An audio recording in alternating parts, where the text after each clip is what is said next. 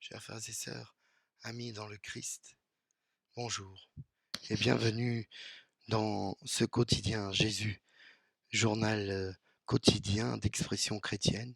Je suis Franck Rousselot et comme simple catholique et passionné de Jésus-Christ, j'essaye chaque jour de commenter à ma manière le- les évangiles et la parole de Dieu et aussi parfois l'actualité. Aujourd'hui, nous sommes donc le mercredi de la 5e semaine de Pâques, dans le quotidien Jésus numéro 187, intitulé Des profondeurs de nos racines.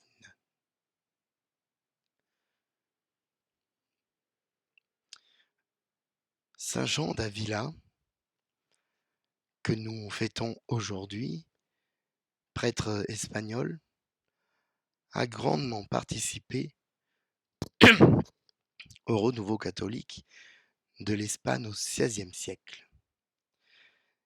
Il a influencé d'autres saints éminents comme Saint Jean de Dieu, Saint François Borgia, ou encore la très prolifique carmélite Sainte Thérèse d'Avila, dont il a été le directeur spirituel. Originaire de parents juifs convertis, Jean d'Avila a su développer les fruits de sa foi, les promesses de son baptême.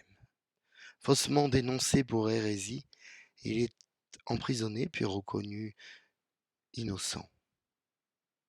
Il est le précurseur des séminaires, ces lieux où nous formons les prêtres, mis en place par le Concile de Trente, auquel il ne participe pas directement, mais où il influe grandement en coulisses.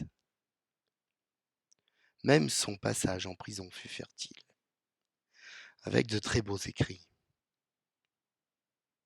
Oui, Saint Jean d'Avila est un modèle qu'on peut suivre tant il n'a jamais ni baissé les bras, ni perdu la foi. Que Dieu nous vienne en aide. Nous sommes bien réunis au nom du Père, du Fils et du Saint-Esprit. Amen. Bienvenue à tous, chers priants, chères priantes. N'hésitez pas à commenter tout ce qui se dit ici et qui s'écrit, à critiquer, c'est très important pour nous, et à partager les publications.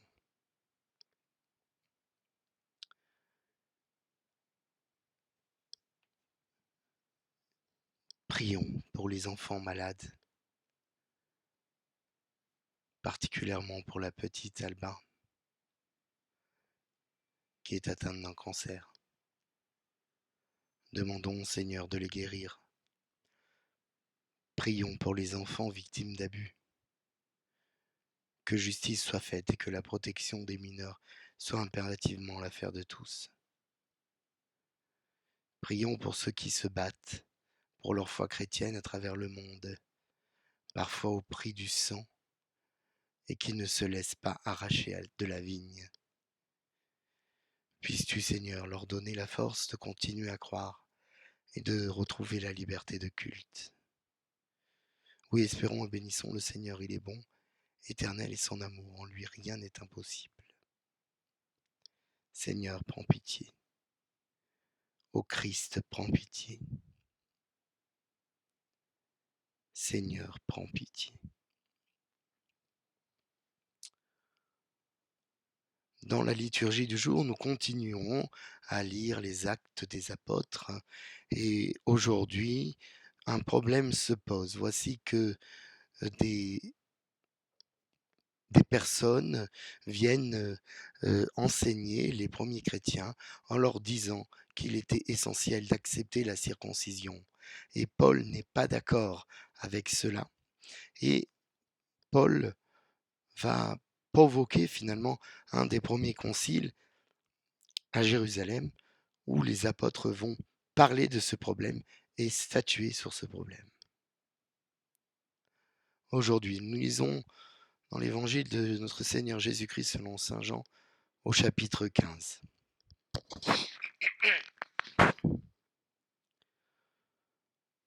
En ce temps-là, Jésus disait à ses disciples, « Moi, je suis la vraie vigne et mon Père est le vigneron. Tout sarment qui est en moi, mais qui ne porte pas de fruit, mon Père l'enlève. Tout sarment qui porte du fruit, il le purifie en le taillant pour qu'il en porte davantage. Mais vous, déjà, vous voici purifiés grâce à la parole que je vous ai dite. Demeurez en moi, comme moi en vous, de même que le sarment ne peut pas porter de fruit par lui-même s'il ne demeure pas sur la vigne, de même vous non plus, si vous ne demeurez pas en moi. Moi, je suis la vigne, et vous les sarments. Celui qui demeure en moi, et en qui je demeure, celui-là porte beaucoup de fruits. En dehors de moi, vous ne pouvez rien faire. Si quelqu'un ne demeure pas en moi, il est, comme le sarment, jeté dehors, et il se dessèche. Les sarments secs, on les ramasse, on les jette au feu, et ils brûlent. Si vous demeurez en moi, et que mes paroles demeurent en vous, demandez tout ce que vous voulez, et cela se réalisera pour vous. Ce qui fait la gloire de mon Père, c'est que vous portiez beaucoup de fruits, et que vous soyez pour moi des disciples. Nous acclamons ta parole, Seigneur. Louange à toi.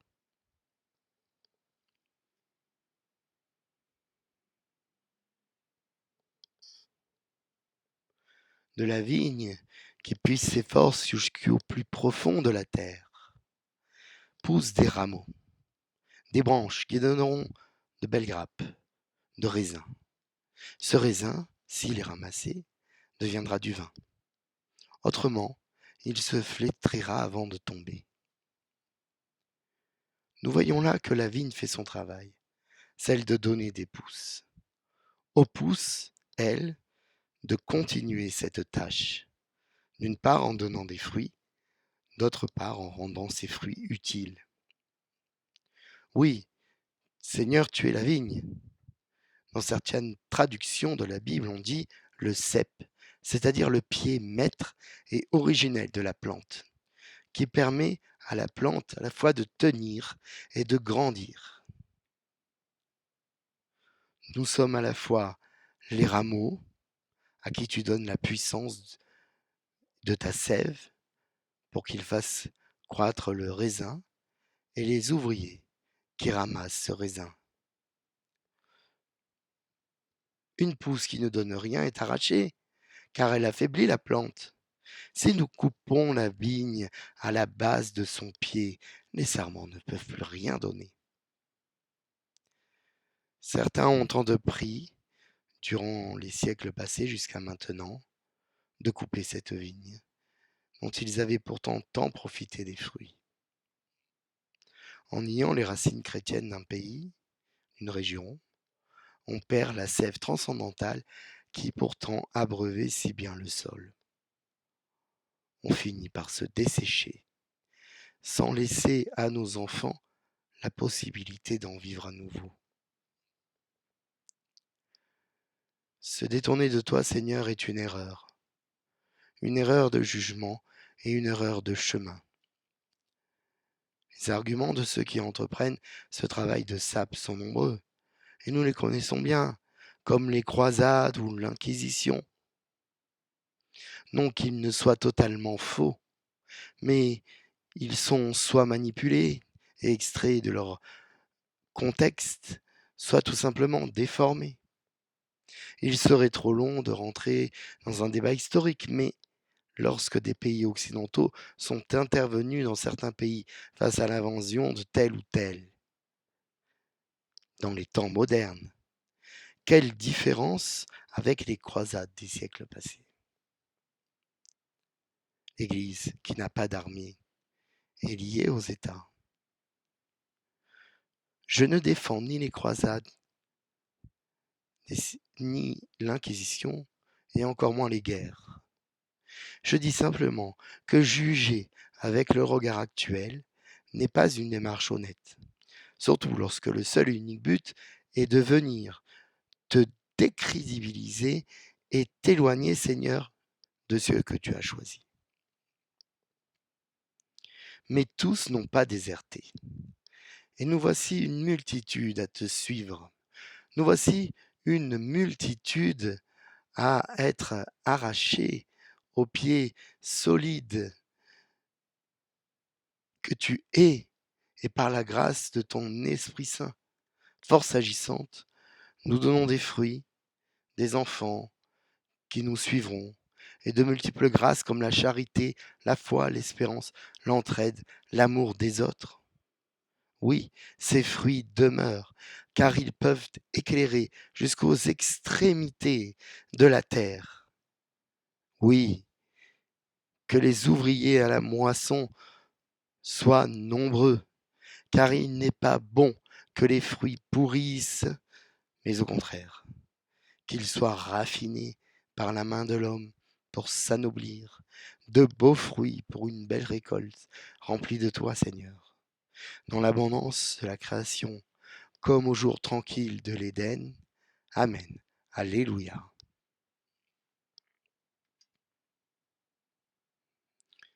Nous pouvons lire dans l'office des lectures un extrait de la lettre à Diognète au IIe siècle, d'auteur inconnu. Les chrétiens ne se distinguent des autres hommes ni par le pays, ni par le langage, ni par les coutumes, car ils n'habitent pas de ville qui leur soit propre, ils n'emploient pas quelque dialecte extraordinaire, leur genre de vie n'a rien de singulier. Leur doctrine n'a pas été découverte par l'imagination ou par les rêveries d'esprits inquiets. Ils ne se font pas, comme tant d'autres, les champions d'une doctrine d'origine humaine. Fin de citation. Prions. Dieu, qui aime l'innocence et la fait recouvrer, oriente vers toi le cœur de tes fidèles. Tu les as libérés des ténèbres et de l'incroyance. Fais qu'ils n'abandonnent jamais la lumière de ta vérité. Par Jésus le Christ, notre Seigneur. Amen. En ce mois de Marie, tournons-nous vers notre Mère du ciel. Je vous salue Marie, pleine de grâce. Le Seigneur est avec vous. Vous êtes bénie entre toutes les femmes, et Jésus, le fruit de vos entrailles, est béni. Sainte Marie, Mère de Dieu, priez pour nous pauvres pécheurs, maintenant et à l'heure de notre mort. Amen. Gloire au Père, au Fils, au Saint-Esprit, comme il était au commencement, maintenant et toujours, et pour les siècles des siècles. Amen. Ô mon Jésus, pardonne-nous nos péchés, préserve-nous du feu de l'enfer, et conduis au ciel toutes les âmes, surtout celles qui ont le plus besoin de ta divine miséricorde. Notre-Dame de la paix, priez pour nous. Notre-Dame de la paix, priez pour nous. Notre-Dame de la paix, priez pour nous. Notre-Dame des peuples, de tous les peuples, priez pour nous.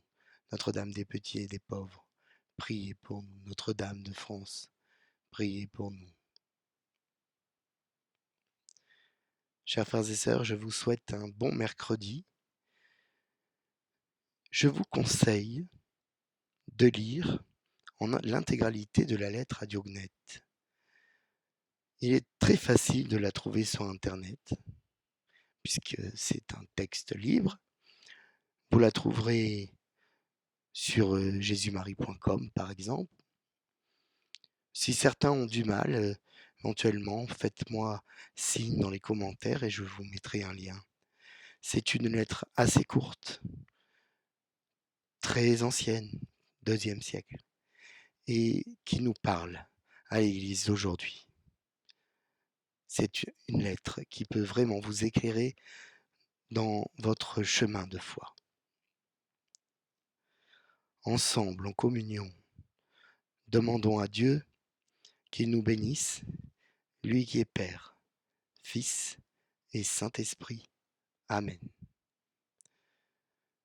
Bonne journée, chers frères et sœurs. À demain.